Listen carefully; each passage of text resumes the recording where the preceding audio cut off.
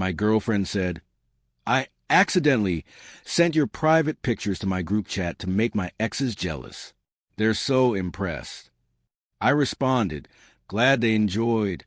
Then I contacted a lawyer about distribution of private images without consent.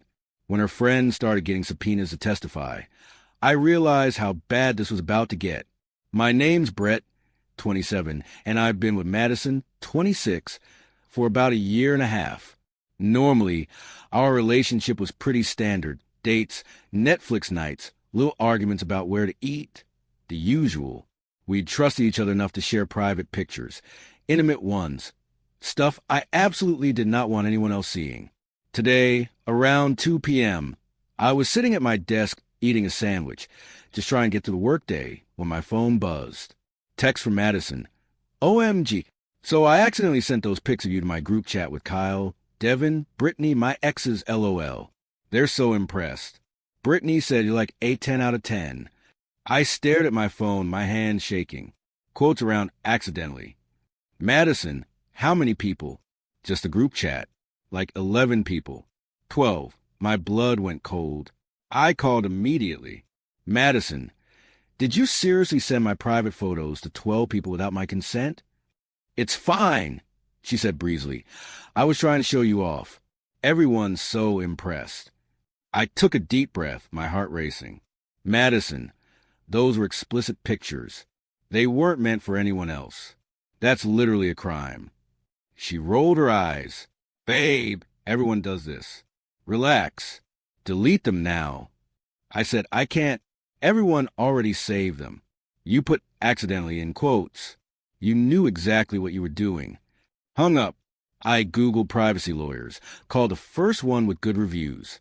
Philip Hartman picked up on the second ring. Explained everything.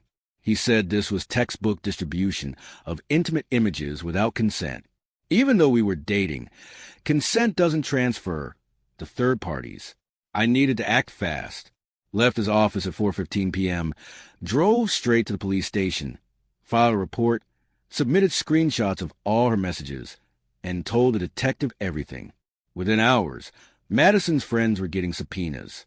I blocked Madison, her number, and everyone she could send messages from. She showed up at my apartment that evening, banging on my door for 10 minutes before leaving. Her mom called, begging me to drop everything. Deleted the voicemail. Filed the civil complaint. Philip was handling everything. I felt calm but cold. Not happy, just certain. Over the next few days, Madison tried to reach me through friends, emails, every possible angle. Her friends were furious, threatening me, harassing me. I documented everything. Fake social media accounts, harassing emails, even someone slashing my tires. I replaced them. She tried to show up at my gym. Police had to escort her away. Every attempt to contact me was blocked, documented, and used as evidence. Depositions were brutal. Brittany went first. Crumbled under Philip's questions. Kyle tried to play it cool. Didn't work. Devin pretended to be innocent. Phone records proved otherwise. The other 8 people in the chat gave similar testimonies. Everyone who saved or forwarded the pictures was now facing consequences. Madison's life was imploding. Her friends turning against her, half of them facing legal trouble, her job gone, her reputation destroyed.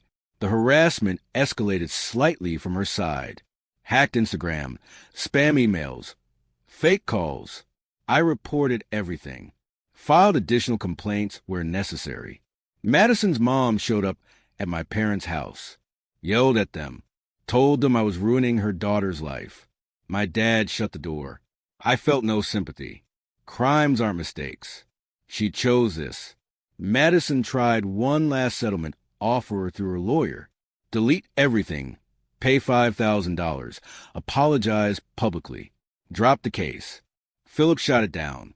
No apologies, no money, no plea deals without consequences. Distribution without consent is a crime. She was 26, but she knew what she was doing. Arrest warrant issued.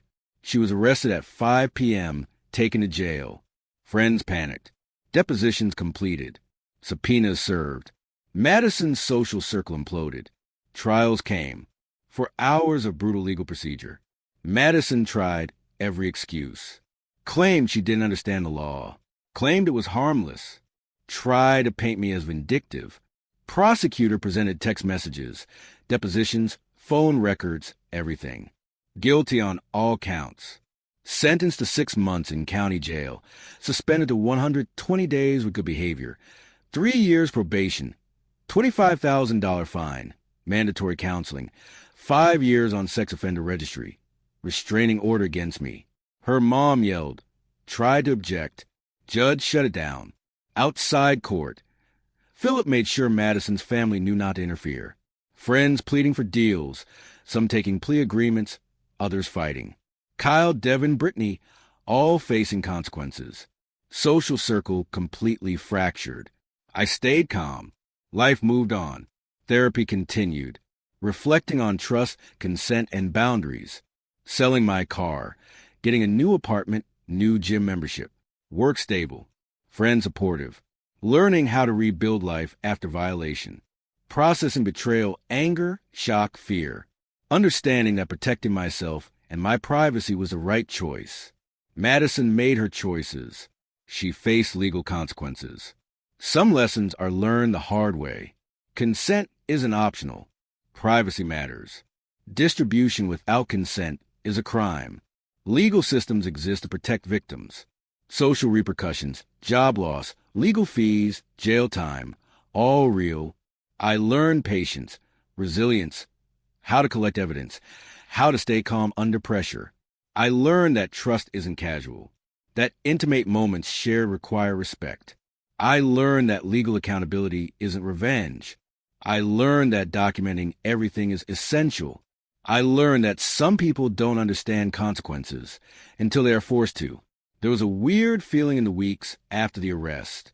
I woke up some nights sweating, thinking about how easily a relationship can turn toxic, wondering how I could be so blind, wondering how I could have trusted someone to this extent. I remember one morning, sitting in my kitchen, looking at my coffee, feeling almost numb. The sun was coming through the window, birds chirping, and I thought about how small things can explode into life-changing events. Madison, my ex, my betrayer, she was facing months in jail. Her friends, her family, the exes who got the pictures, they were all tangled up in legal nightmares. I thought about the emotional toll. I thought about the anger, the shame, the panic she must be feeling. Part of me felt almost sorry. Not for her, exactly, but for the human side of what this all meant. Watching people you thought you knew flail through consequences is jarring. Then I reminded myself, this wasn't sympathy.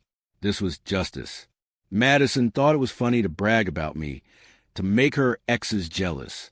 Thought there would be no consequences. Thought I would laugh, maybe be flattered. She learned otherwise. When her lawyer called, I could hear the desperation in his voice.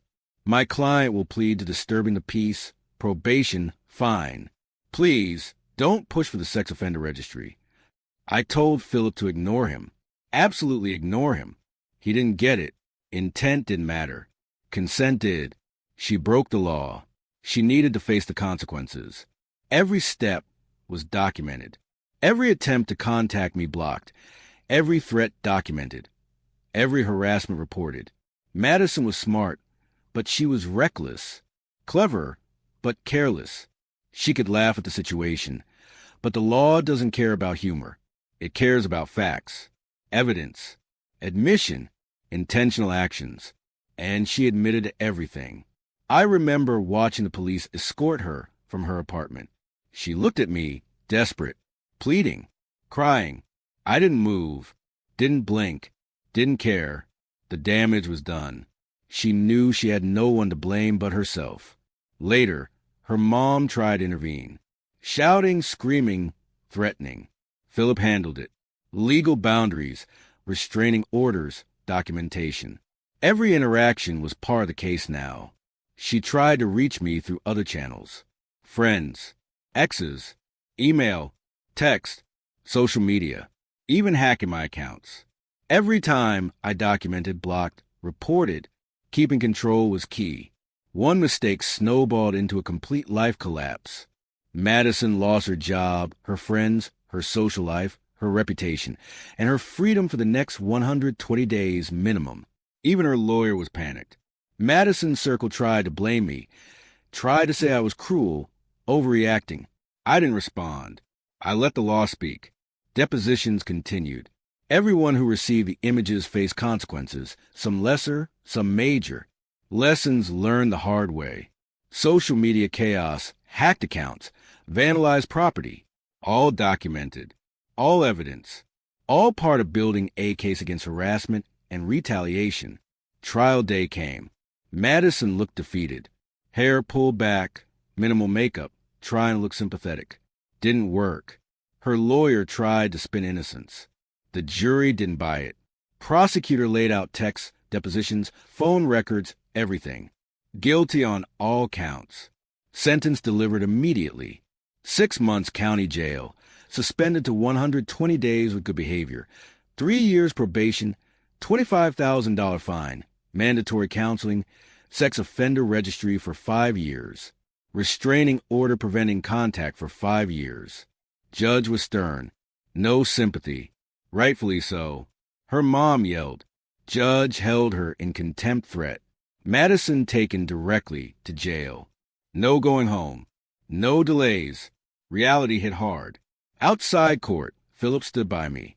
Her family tried one last time. Restraining order applied to them. Walked away.